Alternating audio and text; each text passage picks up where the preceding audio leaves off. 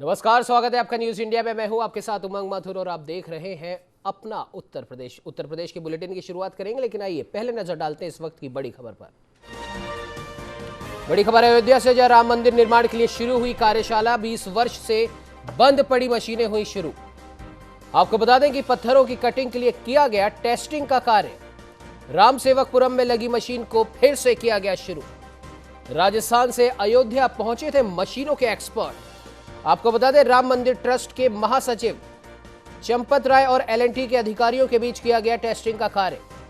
मंदिर निर्माण के लिए 1989 में शुरू हुई थी कार्यशाला। बड़ी खबर, अयोध्या से जहां राम मंदिर निर्माण के लिए फिर से शुरू की गई कार्यशाला, 20 वर्ष से बंद पड़ी थी ये मशीनें, जो अब हुई शुरू। पत्थरों की कटिंग के लिए किया गया टेस्टिंग का कार्य। राम सेवकपुरम में लगी मशीन को किया गया फिर से शुरू। आपको बता दें कि राजस्थान से अयोध्या पहुंचे थे मशीनों के एक्सपर्ट। राम मंदिर ट्रस्ट के महासचिव चंपत राय और एल&टी के अधिकारियों के बीच किया गया टेस्टिंग का कार्य।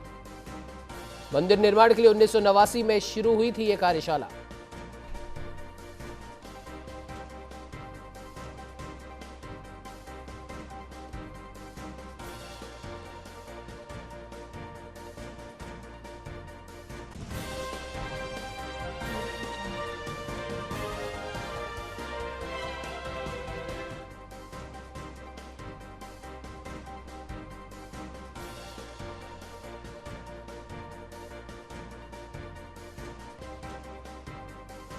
आपको बता दें, बड़ी खबर आ रही है इस समय अयोध्या से, जहां मंदिर निर्माण को लेकर कार्यशाला फिर से शुरू कर दी गई है। 20 वर्ष से बंद पड़ी मशीनों को फिर से शुरू किया गया है।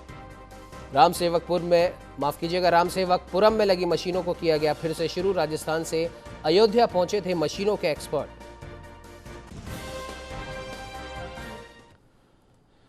चले बढ़ते खबरों की ओर, जहां आपको बता दें कि उत्तर प्रदेश से गिरफ्तार अलकायदा आतंकी संगठन के रडार पर बीजेपी के 2 नेताओं के होने का खुलासा हुआ है। इसकी जानकारी मिलते ही दिल्ली पुलिस की स्पेशल सेल की एक टीम जल्द ही लखनऊ जा सकती है। पकड़े गए अलकायदा के आतंकियों से पूछताछ करने स्पेशल सेल टीम ने तैयारी कर ली है। दिल्ली पुलिस स्पेशल सेल के सूत्रों से आतंकियों की गिरफ्तारी से जुड़े मामले में एक बड़ी खबर यहां पर सामने आई है। उत्तर प्रदेश से गिरफ्तार अलकायदा आतंकी संगठन के रडार पर बीजेपी के 2 नेताओं के होने का खुलासा हुआ है। इसकी जानकारी मिलते ही दिल्ली पुलिस की स्पेशल सेल की एक टीम लखनऊ जल्दी जा सकती है। खुफिया सूत्रों के मुताबिक अलकायदा का मौजूदा एक प्रमुख आतंकी उमर अल मंडी भी उत्तर प्रदेश के संभल का ही रहने वाला बताया जा रहा है।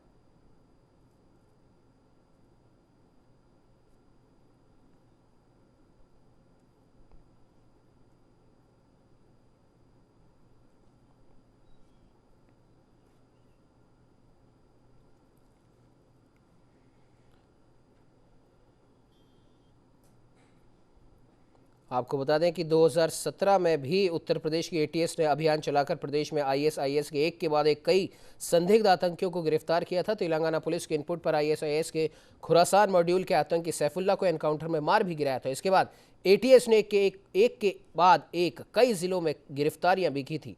तत्कालीन एडीजी कानून व्यवस्था दलजीत चौधरी और एटीएस चीफ असीम अरुण की टीम ने खुरासान मॉड्यूल का पूरी तरीके से खात्मा कर दिया था और अब करीब 4 से 5 साल के बाद में अब एक बार फिर से उत्तर प्रदेश में आतंकियों को पकड़ा गया है। पकड़े गए आतंकी अलकायदा के बताए जा रहे हैं और इनका मकसद स्वतंत्रता दिवस के आसपास लखनऊ में सीरियल ब्लास्ट करने की साजिश को अंजाम देना बताया जा रहा है। हालांकि अब गिरफ्तार आतंकियों से कई अहम सुराग मिल रहे हैं। तो इस खबर पर ज्यादा जानकारी के लिए हमारे साथ में उत्तर प्रदेश की राजधानी लखनऊ से वरिष्ठ संवाददाता नीरज मिश्रा लाइव जुड़ चुके हैं। नीरज जी, जानना चाहेंगे कि एक बार एटीएस ने 2017 में एक ऑपरेशन चलाया था जिसमें आईएसआईएस से जुड़े हुए आतंकियों को पकड़ा गया था और उनका एक खुरासान मॉड्यूल था जिसे ध्वस्त कर दिया था एटीएस के द्वारा, और अब 2021 में फिर से आतंकी पकड़े गए हैं और एक बड़ी साजिश को ये अंजाम देना चाहते थे और साथ ही साथ उत्तर प्रदेश बीजेपी के 2 बड़े नेताओं को इसमें हम कह सकते हैं कि हार्म पहुंचाने वाली यहां पर बात भी सामने आ रही है। अभी तक की क्या कुछ अपडेट है नीरज जी आपके पास? जी देखिए, कल जो 2 आतंकी पकड़े गए हैं, एक तो मिन्हास पकड़ा गया है और दूसरा नसीरुद्दीन। ये दोनों लखनऊ में पिछले काफी दिनों से थे यहाँ पर, और कहा जाए कि ये स्लीपर सेल की तरह काम कर रहे थे पिछले काफी दिनों से। और अब आपको मैं बताऊं कि आज से करीब 14 साल पहले पूरे उत्तर प्रदेश में सीरियल ब्लास्ट हुए थे प्रमुख स्थानों पर। उसमें बनारस भी था, लखनऊ भी था, अयोध्या भी था, तो ऐसी तमाम जगहों पर सीरियल ब्लास्ट हुए थे। तो उत्तर प्रदेश का जो आतंकी कनेक्शन है वो आज का नहीं, वो बहुत पुराना है। और खुरासान मॉड्यूल के 2017 में जिस आतंकी को मुठभेड़ में एटीएस ने मार गिराया था वो सैफुल्ला था। ये कानपुर का रहने वाला था और उन्नाव में एक फैक्ट्री में पिछले काफी दिनों से वो काम कर रहा था मरने से पहले।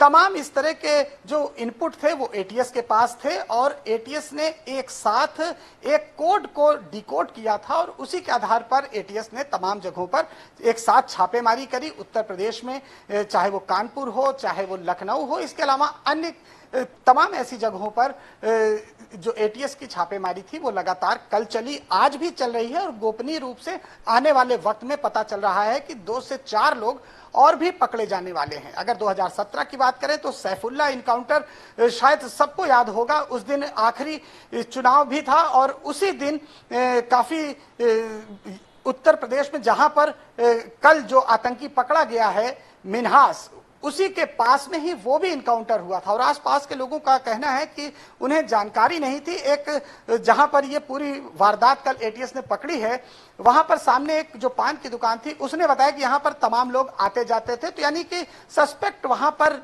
लोग आते जाते थे और कल ही कुछ लोग वहां से गए थे। शायद एटीएस अगर कुछ और जल्दी कार्रवाई करती तो कुछ लोग और हिरासत में आ सकते थे, लेकिन ये अच्छी बात है कि दोनों आतंकी जिंदा पकड़े गए हैं। लिहाजा इनसे तमाम ऐसी बातें एटीएस को पता चलेंगी जो इनका आने वाला प्लान था। फिलहाल इनके निशाने पर बीजेपी के 2 बड़े सांसद थे, शायद वो केंद्र में मंत्री भी हैं, ऐसी कुछ जानकारी आ रही, लेकिन अभी ये पूरी तरह से पुख्ता नहीं है। लेकिन बीजेपी के 2 बड़े नेताओं को इनको निशाना बनाना था। इन्होंने बम बनाने का पूरा जो सामग्री थी, जो तरीके थे वो सब तैयार कर लिए थे। इनका जो हैंडलर था अली जैद, वो पेशावर में बैठकर इनको निर्देश दे रहा था। चूंकि ये स्लीपर मॉड्यूल थे तो इसलिए अभी तक ये गतिविधि नहीं कर रहे थे, लेकिन आने वाले वक्त में 15 अगस्त से पहले इनकी एक बड़ी साजिश थी जो कि उत्तर प्रदेश को ये दहलाना चाहते थे। लेकिन एटीएस ने बहुत ही अच्छे तरीके से और बहुत शांतिपूर्वक, जिस तरह से कल की कार्रवाई हुई 10:30 बजे से लेकर और 4:30 बजे तक ये पूरी कार्रवाई चली,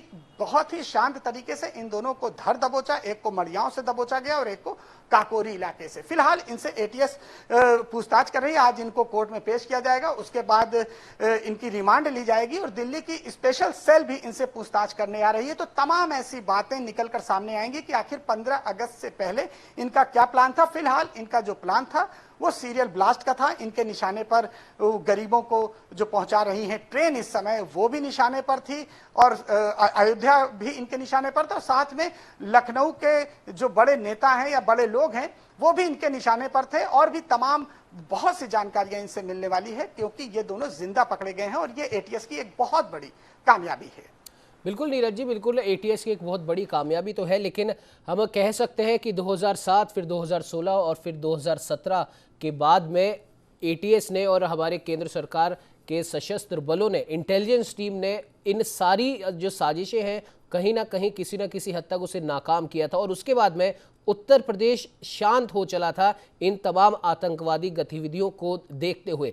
लेकिन अब 2021 में फिर से इस प्रकार की गतिविधियां गाहे बेगाहे सुनने में मिलती हैं और जिस प्रकार से ये दोनों आतंकी पकड़े गए हैं, अभी खैर इनसे और भी कई खुलासे होने हैं, लेकिन क्या आपको नहीं लगता कि धीरे धीरे वापस से उत्तर प्रदेश इन गतिविधियों का केंद्र बनता जा रहा है और कहीं ना कहीं क्या आपको लगता है कि आतंकी अब लखनऊ को अपना सेंटर बनाना चाहते हैं?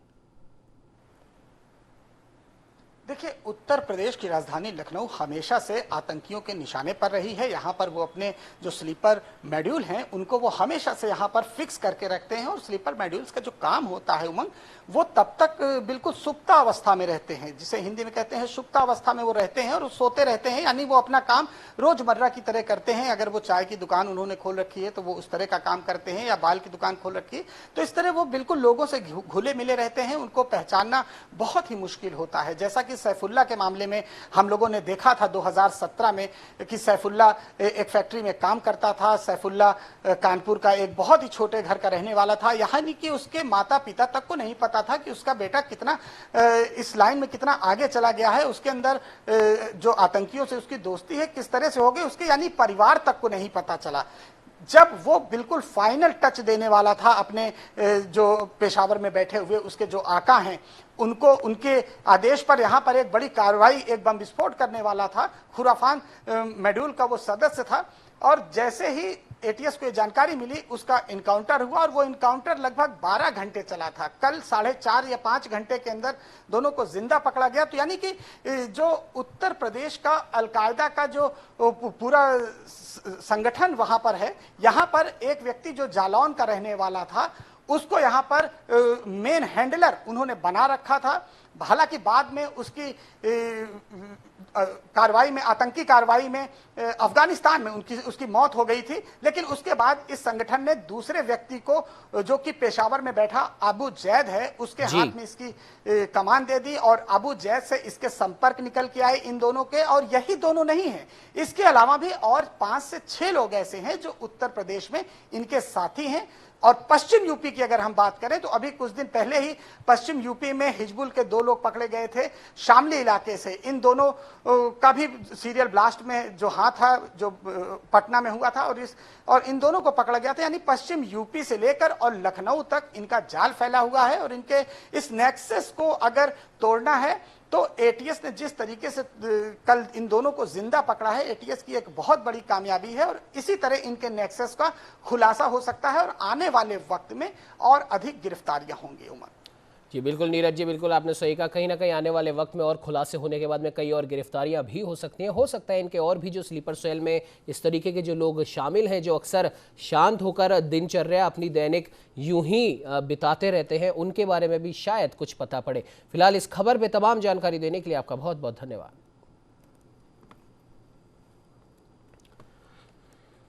चलिए बढ़ते अगली खबर की ओर, जहां उत्तर प्रदेश समेत अन्य राज्यों में होने वाले विधानसभा चुनावों से पहले आरएसएस ने रविवार को संगठन स्तर पर बड़े बदलाव किए हैं। जहां संघ ने सह सर कार्यवाह अरुण कुमार को बीजेपी से समन्वय का काम सौंपा है और इसके साथ ही अरुण कुमार को संघ के राजनीतिक संपर्क कार्य का भी जिम्मा सौंपा गया है। अरुण से पहले दोनों काम डॉक्टर कृष्ण गोपाल देखते थे, हालांकि उन्हें हटाया नहीं गया है। सूत्रों की माने तो कृष्ण गोपाल से स्वास्थ्य कारणों से यह जिम्मेदारी वापस ली गई है। इसके अलावा आरएसएस ने पश्चिम बंगाल में भी बड़ा बदलाव किया। बंगाल और ओडिशा के क्षेत्रीय प्रचारक प्रदीप जोशी को संघ का अखिल भारतीय सह संपर्क प्रमुख बनाया गया है। इसके अलावा बंगाल के प्रांत प्रचारक और जोनल प्रचारकों को भी बदला गया है। आपको बता दें कि इसी साल मार्च अप्रैल में पश्चिम बंगाल में हुए विधानसभा चुनाव में भाजपा को हार का सामना करना पड़ा था। पार्टी को यहां जिस जीत की उम्मीद थी वो पूरी नहीं हो सकी और अगले साल की शुरुआत में उत्तर प्रदेश समेत 5 राज्यों के विधानसभा चुनाव होने वाले हैं। ऐसे में अरुण कुमार को दी गई यह जिम्मेदारी काफी अहम मानी जा रही है, क्योंकि बीजेपी के लिए उत्तर प्रदेश चुनाव बेहद महत्वपूर्ण है।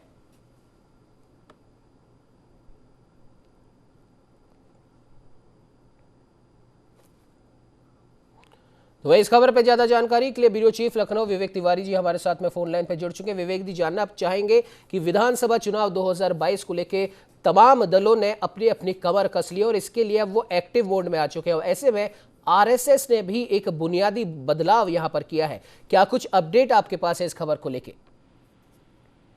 देखिए, चित्रकूट में संघ की बैठक चल रही है, बैठक आज भी चल रही है और इस बैठक में निर्णय लिया गया है। ये एक बड़ा महत्वपूर्ण निर्णय है कि बीजेपी और संघ के बीच जो समन्वय की भूमिका होती है वो उसको बदला गया है। पहले कृष्ण गोपाल जी इस काम को देखा करते थे। 2014-15 में कृष्ण गोपाल जी को ये जिम्मेदारी दी गई थी। ठीक लोकसभा चुनाव जब 2014 के हुए थे, जिसमें नरेंद्र मोदी पहली बार देश के प्रधानमंत्री बने थे, उसके ठीक बाद कृष्ण गोपाल जी को ये जिम्मेदारी दी गई थी। अब ये कहा जा रहा है कि स्वास्थ्य कारणों से उनसे ये पद दिया गया है। हालांकि 3-4 साल में संघ में परिवर्तन किए जाते हैं, लेकिन ये थोड़ा लेट हुआ है। अब अरुण कुमार जी को ये काम देखना होगा। ये बीजेपी और संघ के बीच में समन्वय का काम करेंगे, यानी कि जितने भी राजनीतिक फैसले भारतीय जनता पार्टी ले रही उसमें अरुण कुमार जी समन्वय के तौर पर रहेंगे और उनकी भूमिका काफी अहम होगी, जैसे कृष्ण गोपाल जी की हुआ करती थी। तो ये एक बहुत महत्वपूर्ण बदलाव है। अरुण कुमार मूल रूप से पूर्वी दिल्ली के रहने वाले हैं और इससे पहले जो उनका कार्यक्षेत्र रहा है संघ की तरफ से, वो अधिकतर उत्तराखंड, जम्मू कश्मीर, लद्दाख और जो पर्वतीय क्षेत्र हैं, यहाँ के ये एक्सपर्ट माने जाते हैं। और अब उनको पूरे देश की जिम्मेदारी दी गई है। देश में बीजेपी और संघ के बीच में काम करेंगे। जी बिल्कुल विवेक जी, बिल्कुल आपने सही कहा। कहीं ना कहीं अब देखने वाली बात यह है कि किस प्रकार से बीजेपी, जैसे कि कहा जा रहा है कि उत्तर प्रदेश चुनाव उनके लिए बहुत ज़्यादा महत्वपूर्ण है, उसे देखते हुए क्या कुछ और तैयारियां आने वाले समय में देखी जा सकेंगी। फिलहाल इस खबर पर तमाम जानकारी देने के लिए आपका बहुत बहुत धन्यवाद।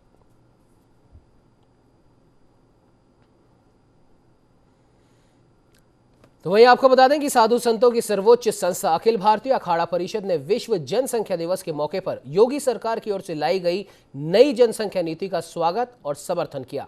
अखिल भारतीय अखाड़ा परिषद के अध्यक्ष महंत नरेंद्र गिरी ने जनसंख्या विस्फोट को लेकर अपनी गहरी चिंता भी जाहिर की और इसे लेकर उन्होंने मांग की है कि सरकार को जनसंख्या पर नियंत्रण के लिए ऐसा सख्त कानून बनाना चाहिए जिसे देश और प्रदेश में रहने वाले हर नागरिक को मानना बाध्यकारी हो। तो वही जनसंख्या नीति का मुस्लिम धर्मगुरुओं की ओर से विरोध और इसे अल्लाह की देन बताए जाने पर महंत नरेंद्र गिरी ने कड़ा विरोध जताया है। इसे लेकर उन्होंने मुस्लिम धर्मगुरुओं से सवाल किया कि आखिर बच्चा पैदा करने में अल्लाह की क्या देन है। साथ ही महंत नरेंद्र गिरी ने मुस्लिम धर्मगुरुओं से अपील की है कि वो भी इस कानून को सहृदयता के साथ स्वीकार करें और मुस्लिम समाज में लोगों को कम बच्चे पैदा करने के लिए जागरूक करें। अगर तीसरा बच्चा होता है तो उसे वोट देने का अधिकार न हो, उसका आधार कार्ड नहीं बनना चाहिए, उसे नौकरी नहीं मिलनी चाहिए, राशन कार्ड में जो उनकी सुविधाएं वो बंद हो जानी चाहिए। अगर ये सख्त कानून बनाएंगे तभी इस कानून का फायदा होगा।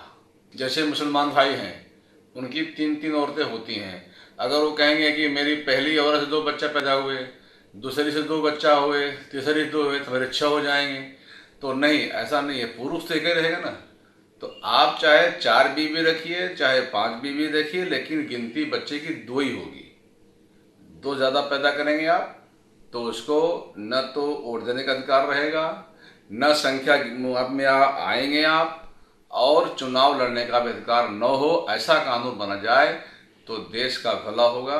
और भारत के वासियों से मेरा यही निवेदन है कि इस कानून का आप लोग सहृदय पालन करें, स्वीकार करें, समर्थन करें। के बाद अगर तीसरा बच्चा होता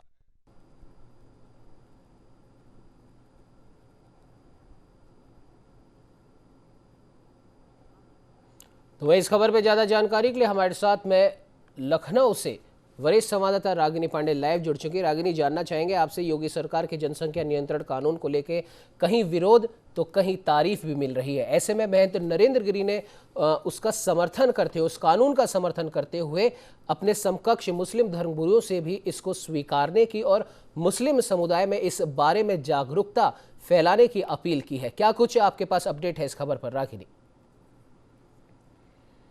जी उमंग, देखिए महंत नरेंद्र गिरी ने ये जनसंख्या नियंत्रण को लेकर ये कहा था कि अगर 2 बच्चे से ज़्यादा अगर कोई तीसरा बच्चा करता है तो उसे चुनाव लड़ने का अधिकार नहीं होना चाहिए, उसे वोट देने का अधिकार नहीं होना चाहिए, उसका आधार कार्ड नहीं बनना चाहिए और साथ ही सरकार द्वारा सभी योजनाओं से उसे वंचित कर देना चाहिए। तभी इस जनसंख्या नियंत्रण कानून का सख्ती से पालन होगा, क्योंकि मुस्लिम समाज में 3 शादियों की छूट है, लेकिन 3 शादियां यानी कि 3 बीवियों से 2-2 बच्चे करने का अधिकार बिल्कुल नहीं होना चाहिए, क्योंकि अगर 3 बीवियां हैं तो भी उन्हें 2 बच्चे ही करना चाहिए, क्योंकि जब तक जनसंख्या नियंत्रण नहीं किया जा सकता, जिस तरह से जनसंख्या वृद्धि हो रही है, जनसंख्या को नियंत्रण नहीं किया जाएगा, हमारी आर्थिक व्यवस्था नहीं सुधरेगी। इसलिए महंत गिरी ने यह भी कहा है कि जिस तरह से हिंदू 2 बच्चा पैदा करते हैं उसी तरह से मुस्लिम को भी 2 बच्चे पैदा करने का नियम बनाया जाना चाहिए, क्योंकि मुस्लिम में ज्यादातर बच्चे होते हैं 3 शादियों के साथ, हर बीवी से 2 बच्चे या 3 बच्चे या 4 बच्चे होते हैं, तो मुस्लिम समाज में जनसंख्या वृद्धि सबसे ज्यादा है। इसको लेके महंत गिरी ने ये कहा कि इस जनसंख्या नियंत्रण कानून का सभी धर्मों को नियम से पालन करना चाहिए, इसमें मजहब को कभी बीच में नहीं लाया जाना चाहिए और साथ ही सभी धर्मों को एक साथ मिलकर इस कानून का पालन करना चाहिए। जी उमंग। जी बिल्कुल रागिनी, बिल्कुल आपने सही कहा। कहीं ना कहीं जनसंख्या नियंत्रण कानून आज की आवश्यकता भी बन गया, क्योंकि जिस हिसाब से न सिर्फ उत्तर प्रदेश बल्कि पूरे देश की जनसंख्या बढ़ रही है, जाहिर सी बात है अभी हमारे पास संसाधन सीमित है और जैसे जैसे लोग बढ़ेंगे वो संसाधन भी धीरे धीरे खत्म होंगे। तो इस और भी अगर सरकारें सोच रही हैं तो उनके इस निर्णय का स्वागत सभी को करना चाहिए। फिलहाल इस खबर पर तमाम जानकारी देने के लिए आपका बहुत बहुत धन्यवाद।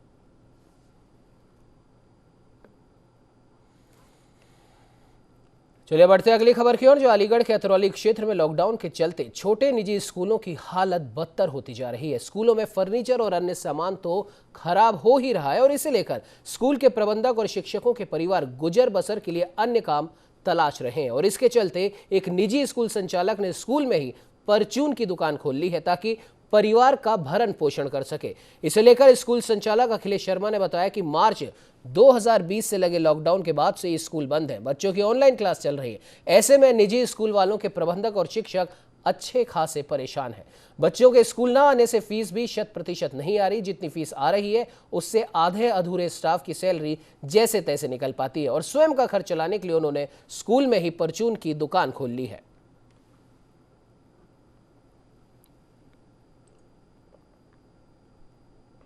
मार्च 20 से हमारे स्कूल बंद हैं, लॉकडाउन। फीस भी अच्छी तरह आ नहीं रही है, जो कुछ थोड़ी बहुत आती है वो छोटे से स्टाफ में आधे अधूरे स्टाफ को दे देते हैं कुछ गुजारा करने के लिए। हमारी रोजी रोटी नहीं चल पा रही है। हमारे स्कूल का जितना फर्नीचर है, विद्युत उपकरण हैं, अन्य सामान है, किवाड़े हैं, लगभग सब बेकार हो चुके हैं। कोई कुछ नहीं है, जीविकापार्जन नहीं हो पा रही है हमारी। उसके लिए ये मजबूरन बस हमें ये छोटी सी रख लिया है। अभी क्या ये छोटी परचून की दुकान हमने कोशिश कर रहे हैं कि चल जाए। कहाँ चला रहे हैं? स्कूल में? ये स्कूल के अंदर ही रख लिया है हमने। तो वहीं आपको बता दें कि मुजफ्फरनगर के सादात हॉस्टल स्थित स्कूल के ग्राउंड में ह्यूमैनिटी वेलफेयर सोसाइटी के तत्वावधान और अंजुम तरक्की तालीम सादात बहारा के सौजन्य से विभिन्न संस्थाओं के लोगों ने मिलकर वृक्षारोपण किया। इस दौरान कार्यक्रम के मुख्य अतिथि बीजेपी के जिला अध्यक्ष विजय शुक्ला रहे। इस दौरान विजय शुक्ला ने बताया कि आज पर्यावरण के संरक्षण के लिए वृहद स्तर पर वृक्षारोपण होना अति आवश्यक है, जिसके लिए भारत सरकार और प्रदेश सरकार की ओर से निरंतर प्रयास किए जा रहे हैं।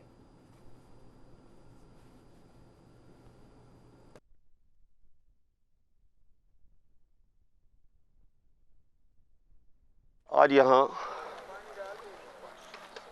सादात हॉस्टल में वेलफेयर सोसाइटी और मुस्लिम राष्ट्रीय मंच के माध्यम से यहाँ लगातार देश के प्रधानमंत्री माननीय नरेंद्र मोदी जी, उत्तर प्रदेश के मुख्यमंत्री माननीय योगी आदित्यनाथ जी हरा भरा रहे, ग्रीन सिटी अपना शहर बने, इसके लिए सरदार माननीय श्री मुख्यमंत्री जी द्वारा जो वन महोत्सव चल रहा है उसके अंतर्गत हमने जो एक लक्ष्य रखा है 300 पेड़ लगाने का, तो उसी के अंतर्गत यहाँ पर हमने 25 पेड़ लगाए हैं। कौन कौन मुख्य अतिथि आए हुए थे? मुख्य अतिथि जिला अध्यक्ष विजय शुक्ला जी और स्वच्छ भारत मिशन से सरदार बलजीत सिंह और गौहर सिद्दीकी जी, आसिफ राही। क्या मैसेज देना चाहते हैं जनता को वृक्षारोपण? मैं जनता को सिर्फ यही कहना चाहूँगा कि देखिए, हमने अभी ये जो महामारी कोरोना चली है उसमें ऑक्सीजन की कमी आई थी। अगर हम लोग इसी तरह पेड़ काटते रहेंगे तो एक वक्त वो आएगा कि हमें ऑक्सीजन जो है वो मिलेगा नहीं बिल्कुल भी। अगर हम इस तरह के पेड़ लगाएंगे तो इससे हमारा पर्यावरण भी एकदम स्वच्छ होगा और ऑक्सीजन भी हम लोगों को मिलेगी। इस बुलेटिन में फिलहाल इतना ही। देश प्रदेश की तमाम खबरों को जानने के लिए आप बने रहिए हमारे साथ और देखते रहिए न्यूज़ इंडिया।